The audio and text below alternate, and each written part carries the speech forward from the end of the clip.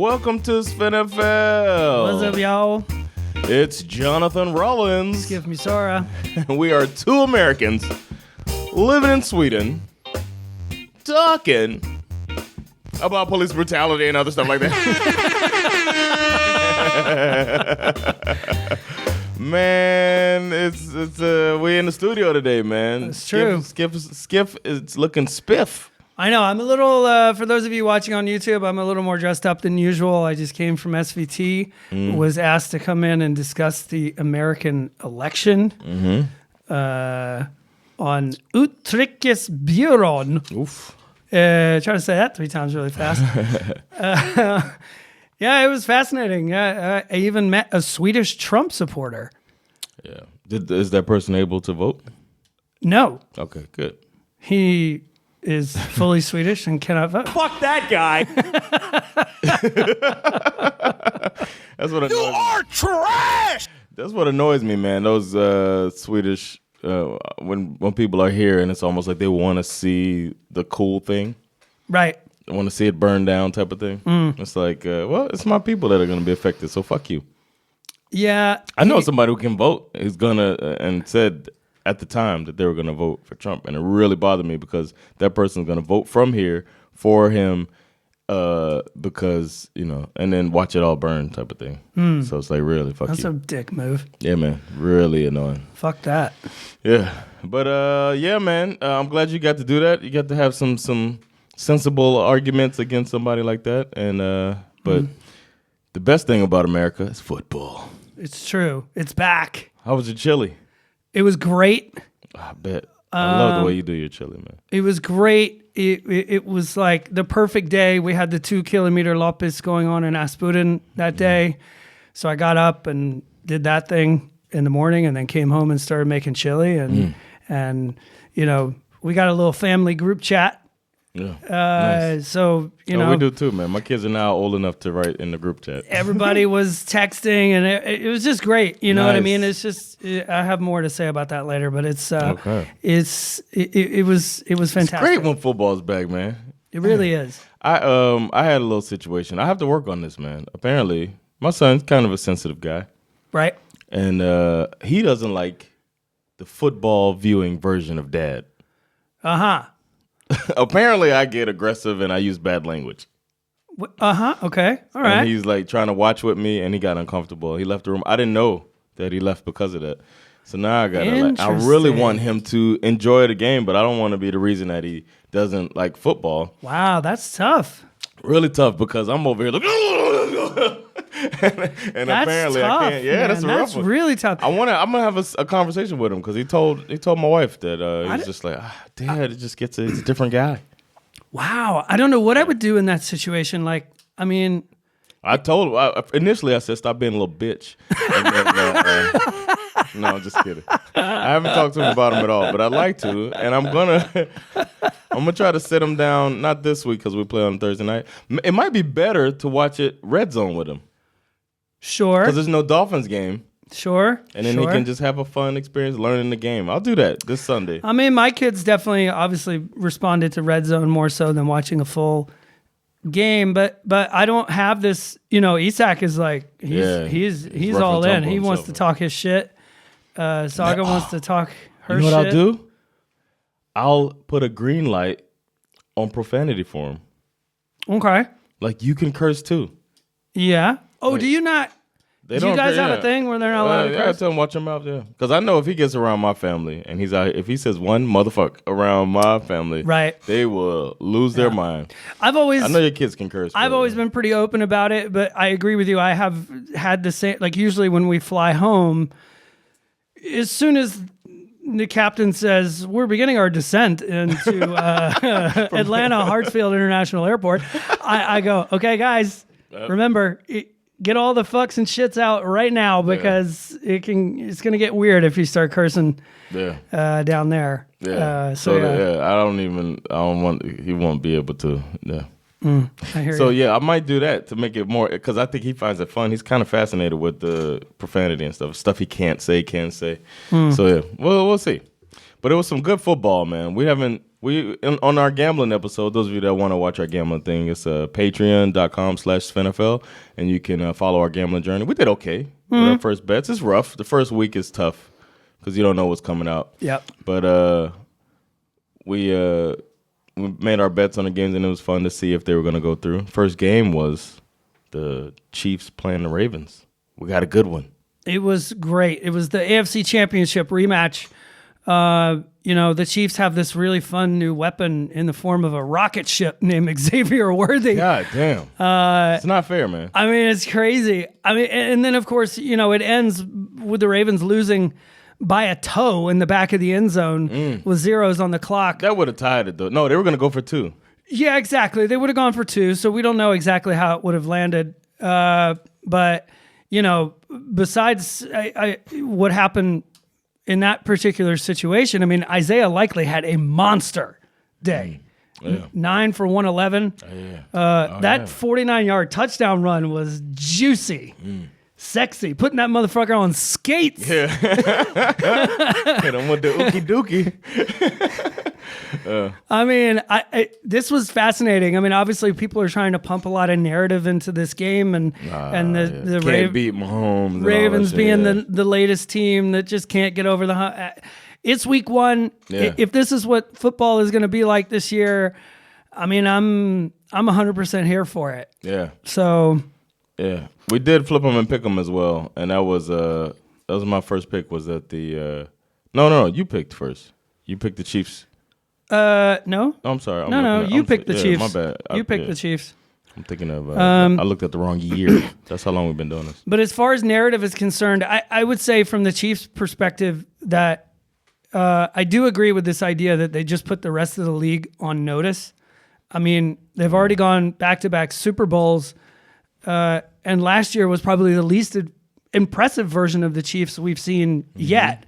And it looks like they upgraded. They upgraded, and Rashee Rice looked good. Xavier Worthy looked good. Hollywood Brown is still waiting in the wings. Pacheco looked good. I mean, Kelsey's Kelsey. Kelsey's Kelsey. You know what I mean? It's, I don't know what. I don't know what anybody's going to be able to do to stop them, to be honest. Me neither. They're going to be, they still got their coaching staff is back. It's like, whew. Good luck, NFL. Yeah, good luck. Still got the best player in the league. Yep, 100%. The next game was the Packers-Eagles, and you correctly predicted that the Eagles would win. They won 34-29. In Brazil, first NFL game in the Southern Hemisphere. Shout out to Champ. He was there. Exactly. Champ was there at the game. Was in the house sending us videos. You can call me Champ. Yeah, he sent. I forgot to put him in the group or whatever. That was pretty cool. He definitely caught a good one. This was a bit of a barn burner, 34-29. Unfortunately, the Jordan Love hype train came to a screaming halt at the very end of the game. MCL sprain, as far as I'm aware. Oh, that's okay. Expected to be out 4 to 6, right? 3 to 6 weeks. They're not putting him on IR, which is kind of significant, I guess. But in all honesty, the story of this game was Saquon Barkley, who was just an absolute monster. 24 carries for 109 yards and 3 touchdowns. 2 of them on the ground, 1 a receiving touchdown. I think I mentioned it before. I mean, this must have really hurt Giants fans to see Saquon Barkley scoring 3 touchdowns for the Eagles, and then having to watch their team come out and lay a fucking egg on Sunday, which we'll obviously get to in a minute. But Saquon looks for real. They just not gonna want that. This was a pretty sloppy game. A lot of people are kind of, making reference to the field conditions. Say what you will, both teams had to play on the same field. You know what? Every first week, we find out what the refs are focusing on, and we got to see it in both of these 2 first games with because this was a Friday game, but we got to see a lot of these illegal formations. Yes, where the linemen have to have their helmets lined up with at the very least the waistline of the center, and they were really picky about it in the Ravens game, where Harbaugh was like, "What the fuck?" Yeah, for a bit, but. It seems like teams caught on by Sunday. By the end of Sunday, we only had a couple of them, but that seems to be their focus. I remember when offensive pass interference was the focus one year. You know what I mean? And different things are the hits, the helmet to helmet was the focus before. Yep. So this year, this looks like the focus. So teams got to watch that shit. Yeah. That could be frustrating. Yeah. Yeah. Last year was the offensive offsides. Yeah, exactly. Yeah. I don't know how to feel if you're a Packers fan coming out of this game. I mean, obviously, a lot of offseason hype for the Packers. Now you're going to be without your main quarterback for at least 3 to 4, maybe 6 weeks. And the backup is Malik Willis. Yeah, they got Malik Willis. What's the problem? I don't know if that's really something. I don't know. We'll see. I mean, as far everything I've read has suggested that Malik Willis is going to start this week. They're not going to try to go get Ryan Tannehill, who's out there on the streets. That's crazy. I don't know if that really solves your problem necessarily. No, it seems like it could be him looming. Yeah. But I don't know. We'll see. Kaepernick. Sure. How many years? Just keep saying it. Keep saying every year. Yeah. Yeah. Mm-hmm. There's no police issues anymore in America. No. That problem has been solved. So we'll get to that in a minute as well. The Falcons played the Steelers. Your Falcons. I was rooting for you. We were all rooting for you. How dare you? I've had that lined up since the second you hit the record button. This was an absolute disaster. Oh, man. Sorry, man. Justin Fields obviously wound up starting ahead of Mr. Unlimited due to a calf injury. Mr. So Limited. A calf injury that happened because he decided to push a sled over the summer. But it didn't really matter because Kirk Cousins couldn't have drawn up a shittier start to his first game in a Falcons uniform. The defense was fantastic. They did their job for sure. So basically, we got beat by a field goal kicker.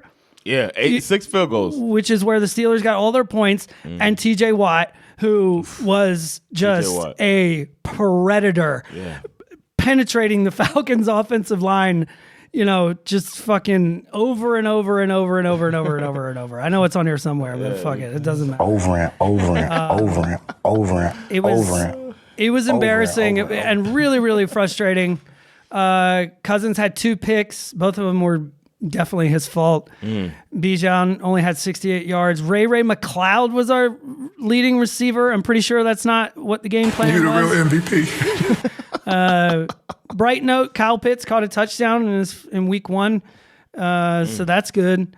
It's week 1, so I'm not panicking. I was going to say, don't panic. I'm not panicking, but I really, really wanted to beat Arthur Smith in week 1. And also... Arthur Smith didn't beat you. No, I know that. Arthur Smith didn't beat you. You're right.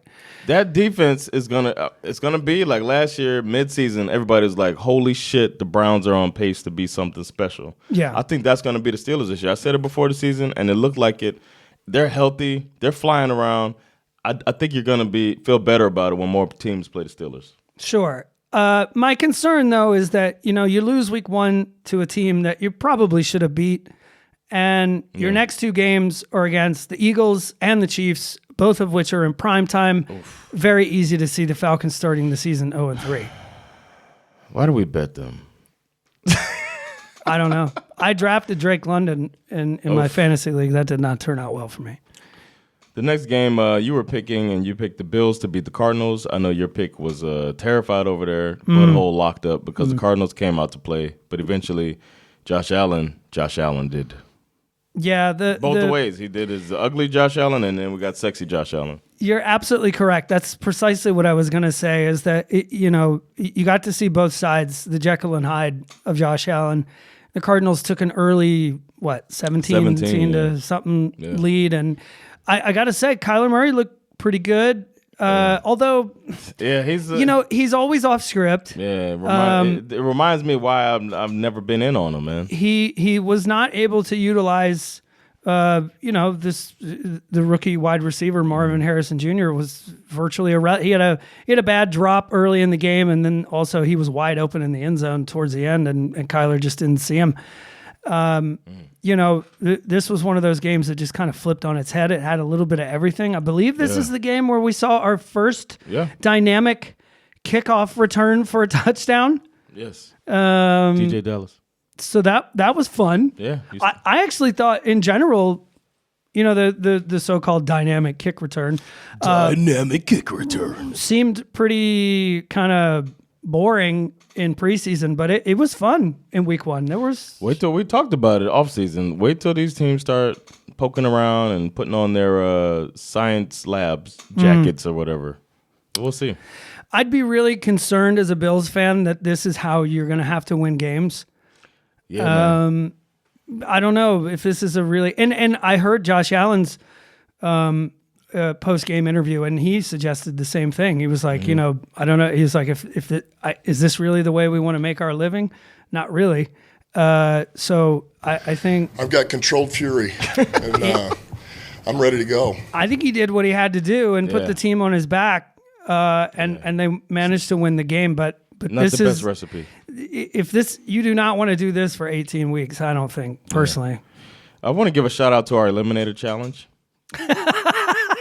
Before we go into the next game, we had 9 teams eliminated. Yes. 9 Eliminator Challenge people eliminated. How many of those 9 people chose the Bengals? 7. 7 chose the Bengals. I was one of those 7. I thought I was, because that was one that I looked at and I caressed the button a little bit. But I didn't click. Like it's a little nipple. I caressed it like, I was, and then I thought better. I was like, I'm not Deshaun Watson. Let me just move on and not harass this anymore and pick a different team. But the Bengals, you know what? I think it was the injury. It freaked me out. It weirded me out that nobody's had this injury before. I'm waiting and seeing on Joe Burrow still, even after the game. But yeah, the Patriots pulled off the upset and got some people hoping up in New England. Look, okay, I agree with you. The injury has me a little creeped out too. Yeah. At the same time, the circumstances, not to take anything away from the Patriots defense because they made plays, but there were a couple of plays in this game that really could have changed everything. Your guy or your old guy, Mike Gesicki, made a phenomenal catch in the back of the end zone that upon closer look turned out to be an incompletion. And then I don't remember who the other tight end for the Bengals was, but he gets the ball punched out right at the goal line. Yeah, it was one of those games, man. It was one of those games where nothing went right, and obviously had even just one of those things gone right, the Bengals probably win this game. Yep. That's terrible. Yeah.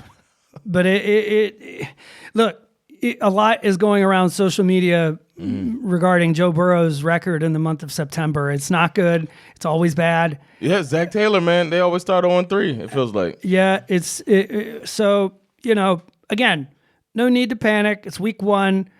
No T. Higgins in this game. Jamar Chase did play despite his first attempt, right? Despite the ongoing contract saga and an apparent bout with food poisoning, supposedly. That sounds like some bullshit, but whatever.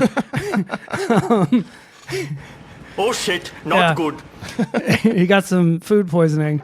A shit bowl brought to you by X-Lax. And then he shit in the bowl. Shit in the bowl. Yeah, so I don't know. Again, no need to hit the panic button, but this is pretty embarrassing. Plus, the last few years, they still... last year Burrow got her, but they still make the playoffs normally, even with the slow starts. So true. They've been to the Super Bowl with a slow start too. I will say this: I found it a little disconcerting that they couldn't run the ball. Yes. They let Joe Mixon go. They got Zach Moss and Chase Daniels. I think is his name. Is that the other guy? Chase Daniels? No, not Chase Daniels. Who's the other guy? His name is Chase something. Okay. The other running back. They had him last year. He was a rookie last year. Okay. Anyway. It's Chase Brown, thank you. A shit bowl brought to you by X-Lax. Chase Brown sounds like some toilet water stuff. Ramondre Stevenson looked good as hell. He had 120 yards rushing and a touchdown. So, Patriots took care of business. Nobody believes in them. They're playing with house money. They're going to come in and they're going to have a bare knuckle fist fight every week with that defense. So, yeah, man. We'll see. Somebody mentioned in our group, in our Facebook group, Gonzalez. He's one of my favorite young players, and he got hurt in the middle of last year. But the Patriots, while they built a nice defense, and he's a big piece of that. So they're going to be, like you said, they're going to be making people fight. But I still don't think they win 5 games. Yeah. Which makes me feel really good. Yeah. The Giants played the Vikings. The Giants decided to wear the ugliest shit I've seen. They looked like they were going out to a war on a civil war. Like they're dressed. You know, it's funny because we watch Red Zone, and so when they cut to the game, my family was like, "Oh my god, why are the New York Giants not wearing pants?" Like because they're like kind of skin colored pants. It looked like they didn't have any pants on. And they certainly played like they didn't have any pants on, too. 28-6. Man. I mean, if watching Saquon score 3 touchdowns for the Eagles was bad enough, the New York Giants came out and laid an egg against Sam Darnold and the Vikings. Vikings defense flying around. Yes. So we can't, I don't know. I think that might be another one where you look later in the season like, okay, we only put up 6 points, but that defense was really good. Yeah, I had a feeling about that too. Plus, Van Ginkel, former Dolphin, got him a nice little pick six, same way he did as a Dolphin. That was a beautiful pick six. So I've seen him do that before, and then it made me miss him. But I mean, good for him. Sam Darnold also threw a pick because you always knew he was going to throw one, but he also he also threw 2 touchdowns. Yeah. He moved the offense pretty well. Yeah. Thanks to their new running back Aaron Jones, who looked really good in this game, 94 yards and a touchdown. Hey, Ron. Where are you? I think that the Vikings might be a little better than we thought they were. We'll see. Yeah, it's all on Sam Darnold. I really think he can make or break it. Like they can win 9 games if he plays well, or they can win 6 games. You know what I mean? Sure. I'm with that. The rookie quarterback, Caleb Williams, number 1 pick, came out and just showed us all why he's the number 1 pick, man. He went out there and scored 0 points for his team. Oh, 2 points on a conversion. But, woof, he got a welcome to the NFL. This was such a weird game. Yeah. I mean, it was a hot mess. The Titans went up 17-0 right away. Very sloppy on the Bears' part, but they did manage to crawl back and snatch this game away. Yeah. This was my pick, too, on the Eliminator. Oh, was it? Yeah. The 43-yard pick six by Tyreek Stevenson was absolutely hilarious at the end of the game. One of the most inexcusable interceptions I've ever seen in my entire life as Mr. Mayonnaise is getting sacked. And Mr. Mayonnaise. And he does this 10-yard shovel pass. I mean, what are we doing here, Will Levis? He gives me some real Josh Allen vibes. There's a lot of bad football from what I watch. He's got massive stones. Not afraid to grip it and rip it. Not afraid to run. Almost never slides because he's too young and stupid to protect himself. But at the end of the day, that shit's going to get him killed. Did you see the hits he was taking? Yeah. To throw the ball? Man. Yeah, but that was and Caleb was terrible. Yeah. There's really no way to slice it other than that. 93 yards passing, no touchdowns. Break 100, bro. All their points came from field goals, a block punt that they got returned for a touchdown, and that pick six. So shout out to Jonathan Owens. Yes. Simone Biles' husband, who got to go to the Olympics and watch his wife do her thing, and then he got him a touchdown. He sure did. Sure did. So shout out to him, man. Mm-hmm. Then we had your boys. This is like when we were bet. I shouldn't be allowed to have an opinion when we bet on Saints games. I shouldn't be allowed to have an opinion when we bet on Falcons games either. I was wish casting. Yeah. I wanted the Saints to lose this season opener. Obviously, I'm biased. I admit that. However, I also assumed that Bryce Young and the Panthers, with a new coaching staff and a whole offseason, couldn't possibly be as bad as they were last year, right? Wrong. Wrong. I mean, the Saints plowed these fools harder than a French Quarter prostitute. Unbelievable. Derek Carr was cooking with only 200 yards passing, but 3 touchdowns. Yeah. Kamara and Jamal Williams both had rushing touchdowns. The Saints D had 4 sacks. I mean, honestly, Panthers, what have you been doing all season exactly? They're just a shitty organization. They run shittily, and it shows on the field. Bryce Young, I don't think he makes it to the 8th game of the season. Wow. Yeah. Then we got we mentioned a little drama. I got a link sent to me right before the game started. Yep. Showing Tyreek Hill being handcuffed or led by the police.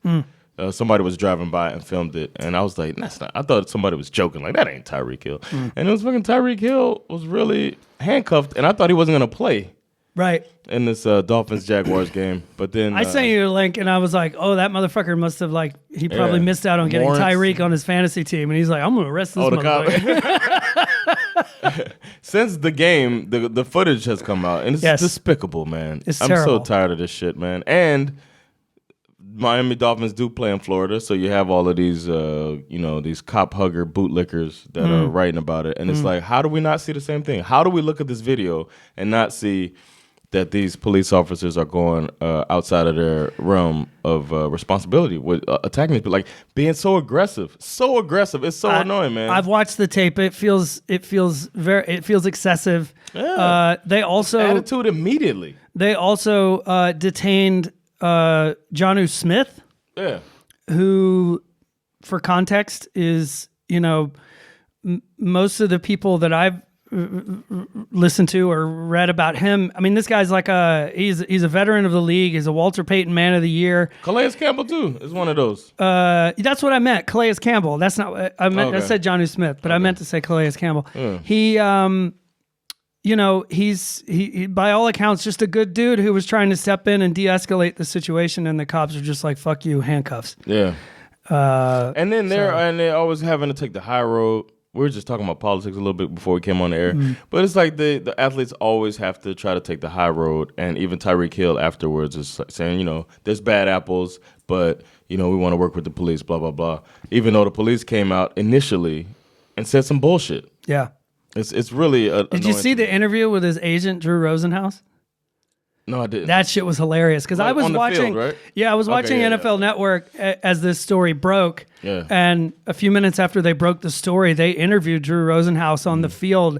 And when they cut from the studio to the interview, Rosenhaus, how fucking hot was it in Miami that day? Oh, yeah. Both him and the journalist who was interviewing him, no joke, go look it up. They looked like they had just gotten out of the shower. I mean, they were drenched in sweat.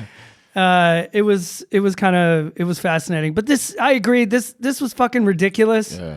I mean, I've watched the tape. I know that Tyreek had a little bit of attitude in the beginning of the thing, but your job as a cop is to de-escalate the situation. You know what I mean? And it's not a crime to talk shit to the cops. And I've seen somebody call a cop a motherfucker and say, "Get off my fucking yard." Like, I've seen this shit happen. I've seen somebody rip a ticket up in front of a cop's face, throw it on the ground, and get another ticket for littering. Yeah. I've seen these videos that always happens to be white folks. But this situation, this guy, all he said was, "You got my ID." He wanted his window up because he was kind of embarrassed. Right. And you don't want to cause a scene. Yep. And the cops banging, talking about, "I'm going to break your window." Why? Because you have his ID.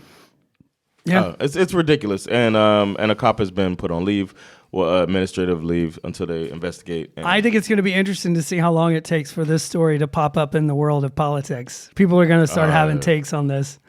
Trump's going to start talking shit about Tyreek. No surprise, but the Dolphins started off slow. I think some people credited this incident with like shaking up the locker room or whatever. I don't know. I just think that Jaguars have pretty good defense. I agree.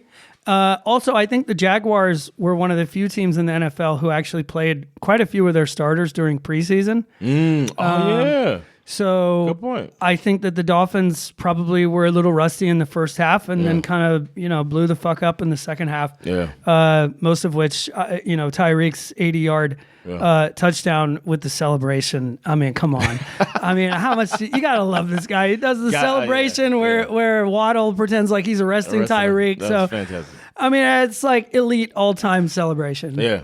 They're great, man. It was fun. It was stressful. To watch the game. Well, it came down to the wire. It was a game-winning field goal with 4 seconds on the clock. So shout out to Javon Holland punching the ball out as the Jaguars about to pull ahead 24-7. Great play. That's the play before the 80-yard touchdown pass. That's true, actually. Punch the ball out. Yep. And then they jump on it, and then they throw it 80-yard. Yeah.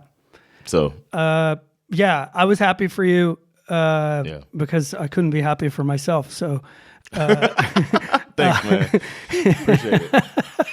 But some rust to get knocked off though for both teams. Well, Dolphins more, but Jaguars shouldn't be stressed. No.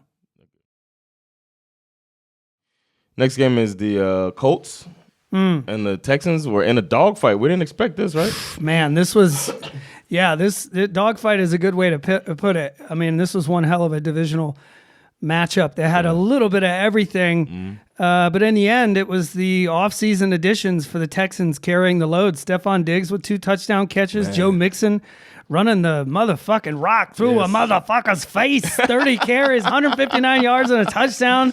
Yeah. I mean, this was a weakness for the Texans last year, being able to move the ball on the ground. So if Mixon can keep doing this, they're in good shape. And I mean, Anthony Richardson is such a fascinating character. I mean, he's insane, right? He had 212 yards passing and 2 touchdowns on only 19 attempts.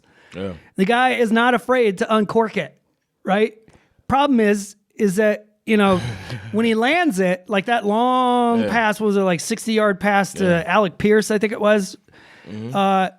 But he also missed a bunch. Yes, he missed a bunch. And for whatever reason, he decided to consistently miss my man, former Bulldog A.D. Mitchell, which I'm not wide open on at least 2 occasions, would have been a walk-in touchdown, and he misses him by at least 5 yards. It's fundamentals off, man. I'd take C.J. Stroud over this dude any day of the week. I think Stroud offers more consistency.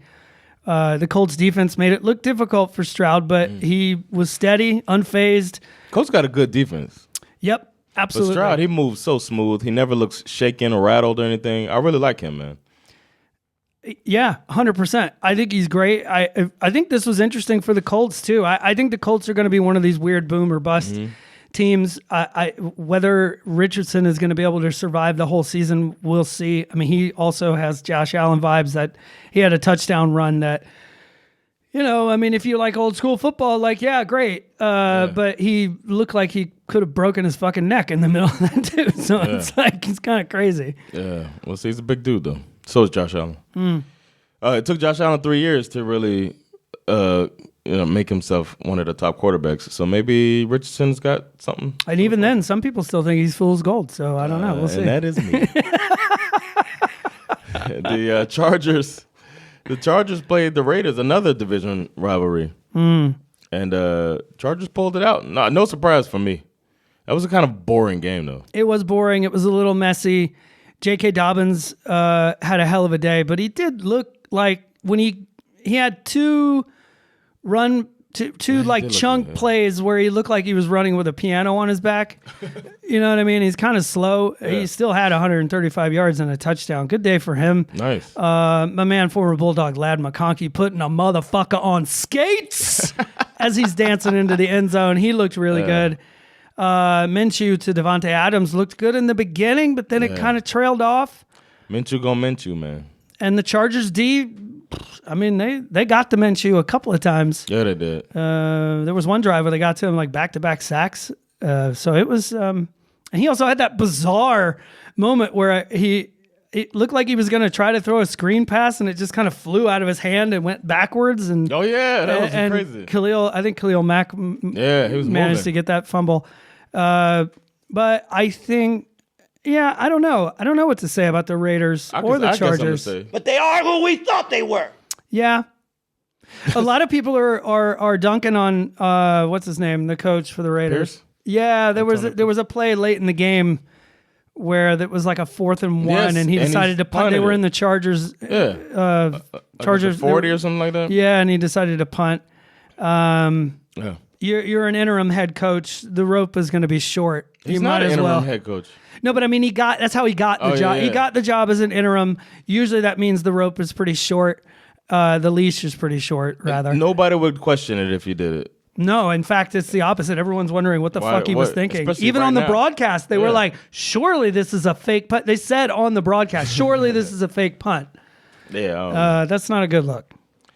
Speaking of not good looks, Bo Nix. Bo Nix came out and his theme song. He was not looking good.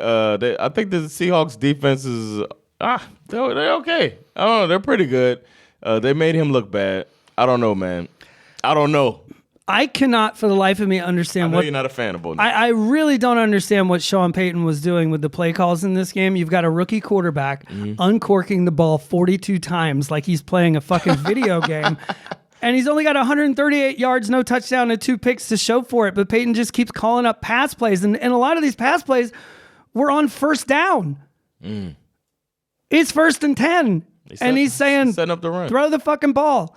I mean, I guess you could say they had a hard time running the ball because clearly they did. But out of the gate, Peyton didn't look like running the ball was even in the back of his mind. It was kind of baffling, to be honest.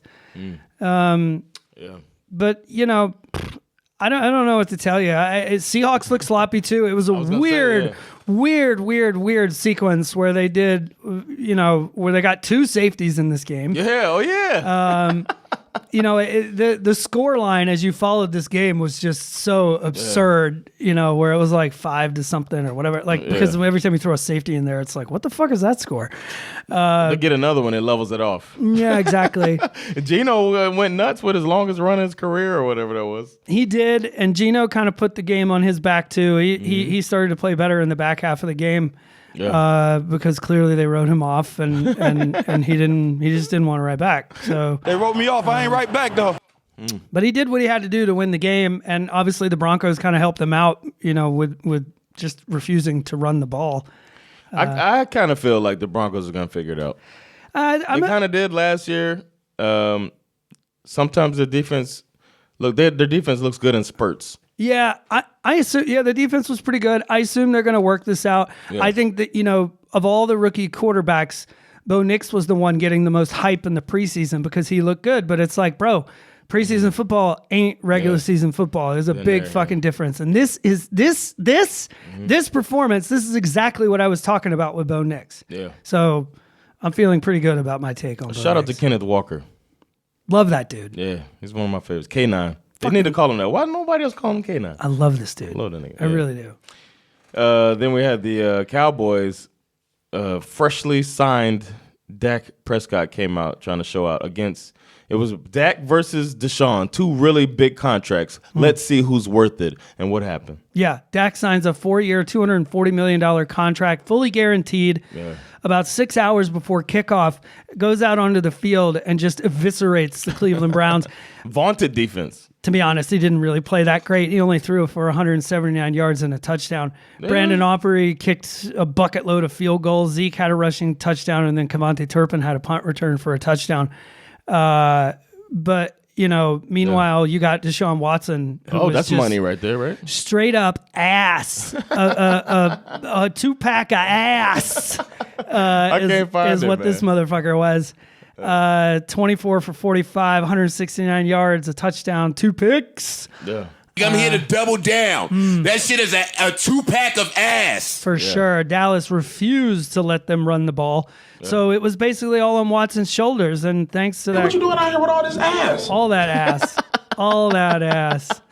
And, thanks to that contract signing right before the game, you had only 2 fully guaranteed quarterbacks facing off against one another. One looked the part and the other one did not. Yeah. One looked like a fucking fraud, if I'm being honest. Yeah. Con artist. And, there's more news about Deshaun Watson, and we'll get into that. Oh. When we do the news in the next episode. But okay. He's going to have an interesting year. Interesting year. I think that's a good way to segue into Baker Mayfield, man, and these Bucks. Right? Going against the Commanders. Yeah. Commanders, I don't know. They might just have a porous defense. We'll find out later. This was one of the few picks that was wrong this week. You picked the Commanders to win this, but the Bucks did their thing. They did. I guess I had more faith in Jaden Daniels. You just hate your division rivals. I do. And I don't have. I've never really had an issue with Baker Mayfield. I think he's kind of a fascinating character. Yeah. I think his journeyman experience has been entertaining. Yeah. But I also think that Baker Mayfield experience is usually pretty much a mixed bag. Like one week he looks like a top quarterback, and the next week, not so much. Up and down. But in this one, he was fucking slinging it, dude. Slinging it. 24 for 30, 289 yards, 4 touchdown passes.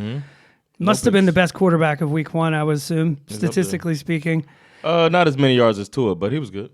Yeah. Bucks and Saints start the season. The league leading Tua. Yeah. Bucks and Saints start the season firing on all cylinders, while the Panthers and Falcons look like recycled vomit. Great. Just perfect. Perfect start for me. It's this week 1, man. Yeah. Don't go crazy. Then we had the a really fun game, I thought. The Rams and the Lions going at it. Both teams look like playoff teams. There's no way. I'd be shocked if they don't make it to the playoffs. An overtime thriller. Yeah. Are you not entertained? Are you not entertained?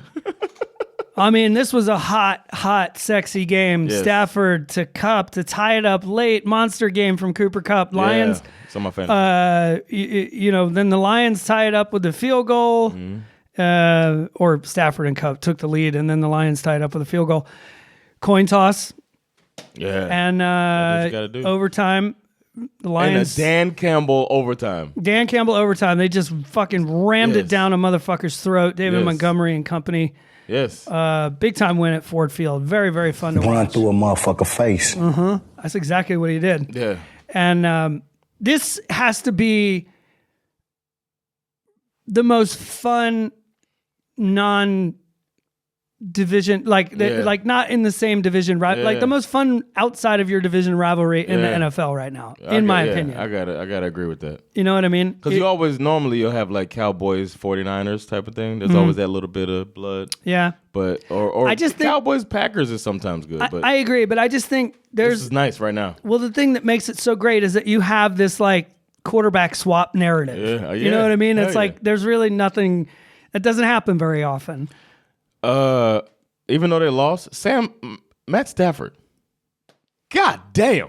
That's my guy. That dude's a baller, man. I was watching him. Sandra was like in the kitchen doing some stuff. I watched it the next morning. She was like, "Why do you keep saying wow?" I was like, Matt Stafford is, oh my God. He's tough. He stands in there. I knew this stuff about him, but seeing him put it all together in one game like that, just taking it, and he's always like limping back to the huddle and shit. Yeah. And then he just throws a fucking dime. That one where he led the receiver to get first down, like before anything happened. It was like he just leads it perfectly, drops it in, and then the receiver gets up under it later to get to the sidelines for the first down. So good, man. Yeah, he's great. Yeah, that was my pick to go to the Super Bowl, and I got a feeling they're going to see each other again to see who gets to the Super Bowl. Former Bulldog, not a big deal. Puka Nacua got hurt in this game. I don't remember exactly what the injury is, but he has been placed on injured he's on reserve. IR, Will be gone for at least 4 weeks. 4 weeks, yeah. But they have Cooper Kupp, so it hurts though. yeah. Cool. There was I forget his name, but there's a rookie receiver that I saw in the preseason who looked really, really good.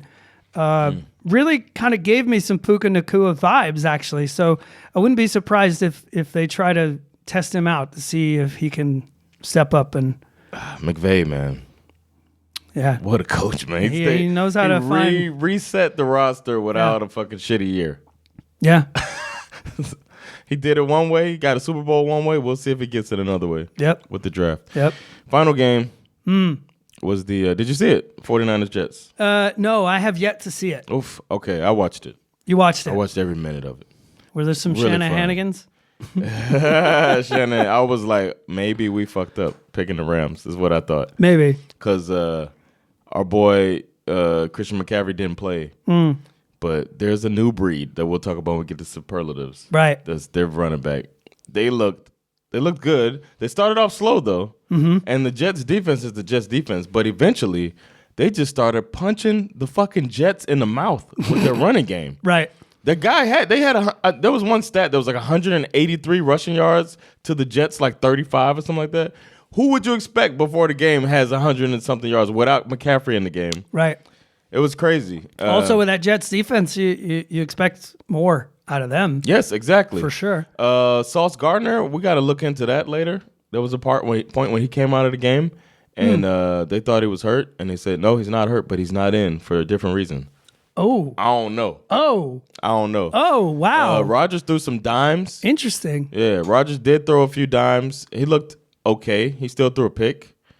And there was one point when Robert Saleh solidified why he's a bad coach. When there I meant to write this down, but there was like 9 minutes left. And he had to call a timeout because the defense had 12 men on the field. And they were down by like double digit. So they had to burn a timeout because their personnel was wrong. And to me, little stuff like that shows that this coach is not on top of it, man. How do you burn a timeout? You're going to need it, especially you're down by, I think they were down by 10. You need that shit. So I was just like, here we go. It's I don't know. But there were points in the game when they looked great. They pulled out at first ahead. They scored, and the 49ers kept having to settle for long field goals, and then 49ers just pulled ahead. Apparently, I've just found Sauce Gardner got the wind knocked out of him, he says. That was it? It was a tackle that I made. I just had to get my wind back. Had to shake back. When I felt I was good, I went back on the field. So, okay, because they said it wasn't injury related, and then so it was injury related. Well, I guess maybe it's technically not an injury. You're just trying to whatever. It's sort of a nothing burger, I guess. Yeah. But yeah, I mean, I didn't know what type of sauce he was, but now I know it's sweet and sour. Or weak sauce. Some kind of weak sauce. It's a weak sauce Gardner. Mayonnaise. Come on, that's Will Levis's corner. Will Levis is like, get out of my lane. Get out of my lane, man. I'm supposed to be the I'm mayonnaise. Ketchup? Is it ketchup?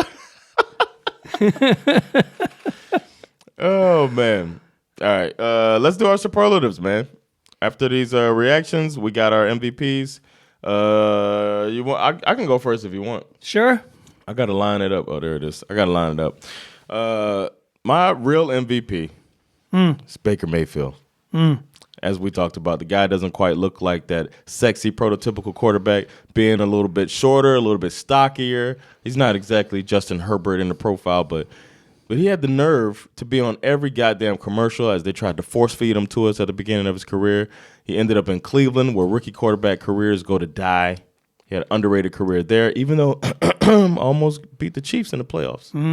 And we all laughed when he took over the reins after Tom Brady, and a bunch of those free agents left town for the Bucks, and we left them to die. But Baker did the little things to establish himself as a leader on the team, and he hasn't been the source of ridicule. Exactly. But by golly, on Sunday, yes, I said by golly, he looked like a top 5 quarterback. He was 24 for 30, 289 yards, 4 tutties, no picks. Baker Mayfield? You like that? You like that? Some of those passes to Mike Evans were nothing short of elite. We all doubted Baker, and maybe it's time to stop. Because on Sunday, Baker Mayfield, I got to tell you. You the real MVP. Nice. Yeah, he was good. Yeah. I obviously didn't see this game, but I'm going to go with third-year guy, undrafted from Gallatin, Tennessee, played for Georgia Tech, Jordan Mason, the running back for the San Francisco 49ers. I didn't see the game, but I read about it this morning. Yeah. This kid has been with the 49ers since 2022. He's never rushed for more than 260 yards in a single season, but last night, Mason got a chance to show what he was worth with McCaffrey nursing an injury, and this man went 28 for 147 and a touchdown, over half his previous season total in one game. Damn.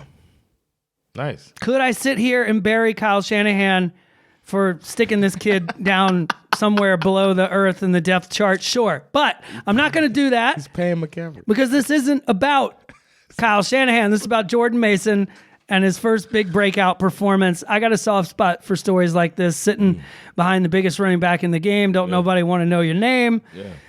But he went out there and he balled out. Congrats to Jordan Mason. You the real MVP. Nice. You want to do trash? Sure.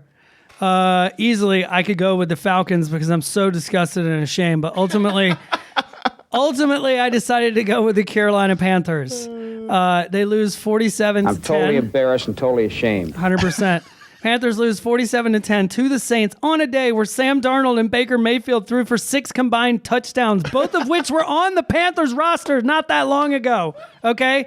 They sold out the farm and lost a shot at Caleb Williams for Bryce Young, who looks like one of the worst number 1 overall picks in modern history. 9 months of work, and his first pass of the NFL season is a pick.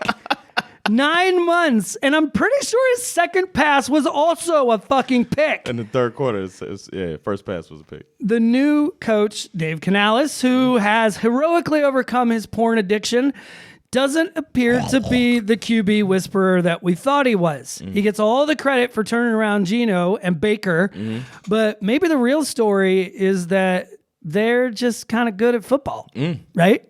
Yeah. I just kind of wonder how long it's going to take for owner David Tepper to pipe up and start throwing acid on this dumpster fire. Panthers couldn't even pinch a bitch in this one, so this week, you are trash. You are trash! Man, I was just thinking when you said he's a whisperer, maybe Bryce Young's deaf. Maybe he got to scream. Maybe it's hard to hear it. Deshaun Watson. Jeez Louise, could it get any worse for this guy? He's on a lot of people's shit list for moral reasons and lack of accountability and whatnot, but on the field, he was supposed to be worth the trouble. This is about the time when his superpowers are scheduled to kick in. We've seen it happen before. Tyreek Hill had some ugly run-ins with the law, which are pretty much a thing of the past because of what he was able to do on the field. Not excusing it, but that's the kind of gamble teams make when they pay for these young athletes who've made mistakes. We've been waiting a few years now. The settlement happened between those women, and the NFL is ready for this guy to show how elite he is and why second chances are necessary. But Watson just doesn't seem to have it. They let him throw the ball 45 times. Jeez. 45. Damn. He had 24 completions of those 45 attempts. Come on, son. The fuck out of here with that bullshit. He had a measly, paltry, shitty 169 yards on 24 completions. He had a touchdown and twice as many interceptions. He had a good scramble in an embarrassing outing just months after his team overachieved without him. Barely. I would say, I hate to say it, but I kind of enjoyed this. And Deshaun Watson. You are trash! Well deserved. Shit got learned. My shit got learned. Yep. Is that the dynamic kickoff is more fun than what we had as kickoffs last year. Some teams chose to kick it out of the end zone. I get that. But that's kind of how it was for every team last year. They were trying to kick it out of the end zone. But some teams tested the boundaries of the new rule. The most successful kickoffs were the ones that landed in the landing zone and bounced back to the runner. I saw one that bounced in the landing zone and then out of bounds. And that was rewarded with a start at the 20-yard line. Ooh, interesting. Teams might start doing that. Interesting. We got our first dynamic kickoff touchdown in the Cardinals-Bills game when my man, former Miami Hurricane DJ Dallas, cut loose for a tutty and kept that game close. I guarantee you special teams coaches are going to be putting a few extra study sessions in to see what else is possible in these kickoffs. And the best thing, I always say, the best thing about the NFL is they keep trying to improve the product. And I think they did it again with this really drastic change with this dynamic kickoff. Yeah, I'm here for it. We'll see how it goes. Too, I thought it was interesting. Yeah. Who else? The Bears also fumbled one of the kickoffs. That was kind of fascinating. Yeah, they fumbled in the Dolphins game. Oh, did they? Yeah, they recovered it somehow. They got it back, but the Jags. That poor Bears guy. That was funny. He went down to grab it, and in the process of trying to pick it up, he actually kicked it. Oh yeah, like 20 yards forward. Yeah. It was like crazy how far fuck. the ball went. Yeah. My shit got learned is something I already knew. I have the best family I could ever ask for. Agreed. Honestly. Week 1, everybody in, texting me throughout the day, hot takes flying around, eating chili, sitting on the couch with my 3 favorite people on the planet. I just feel blessed, man. I mean, all 3 of our teams were terrible. Falcons sucked. The Titans sucked. Oh, shit. The Bengals sucked. But it didn't matter because football was back and the Musara T-Cell family was chilling on the couch, having a great time, just feeling the love, happy. So, yeah. I'm just really happy. All right. It's funny. You mentioned this guy who's I put some spec on. And I want to put a little bit of spec on Jordan Mason. Nice. Running back for the 49ers. I watched him run the ball. He ran with purpose, reminded me a little bit of Pacheco. He was running hard, running over people, and not fumbling the ball, and got him a few touchdowns. And even his one catch was for 5 yards, but it got the team a first down. He was just all over the place, and he got the love he was supposed to get. You could see the team loved him the way that they were showing him love when he did have successful plays. So when you hear that name, put some respect on my name. Absolutely. Funny because my put some spec on some names over here is Baker Mayfield. my MVP. Comes in last year, wins the division, has to listen to all this off-season Falcons hype like they're taking over the South. Sunday was a straight-up hold my beer moment for Baker Mayfield because he balled the fuck out. Yeah. While Kirk Cousins was down in the A, shit in the bed. I obviously hope it's a trend that doesn't continue, but for week 1, I mean, you got to give props where props are fucking deserved, man. Yeah. You got to put some spec on Baker Mayfield. Put some respect on my name. Yeah, man. We got some leaders I want to talk about. Our Pigskin Pick'em leader is Philip, the Mayorna Mustangs. He guessed 15 correct out of 16 games. Shout out to you, man. Shit. Damn. Wow, man. Well done. I only got one thing to say to him. Fuck that guy. I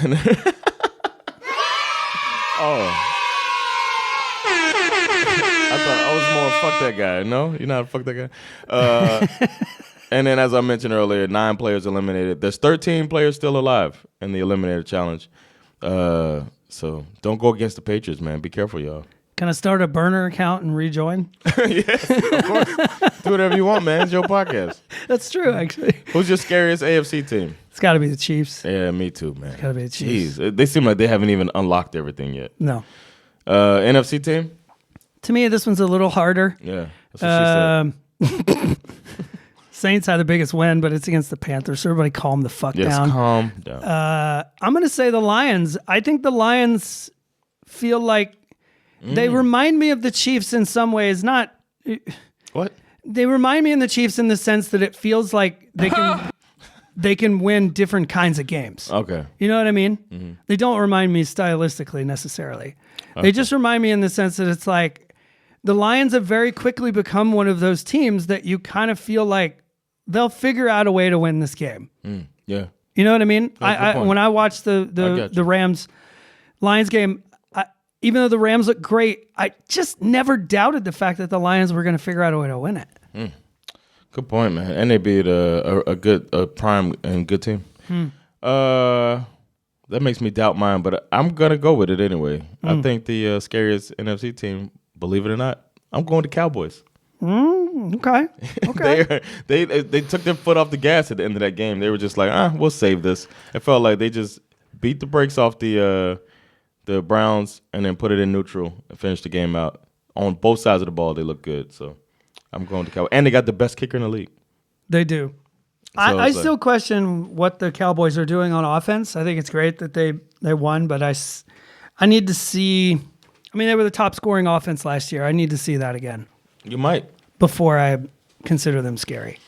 You might, man. All right, y'all. It's been another episode of SveNFL. We did it again, man. The season's back. We all feel great about it, huh? I'm feeling good. I feel great. We'll be back soon to talk about week 2 and make our predictions. And then those of you that want to follow us for gambling is patreon.com/SveNFL. So we'll be back, man.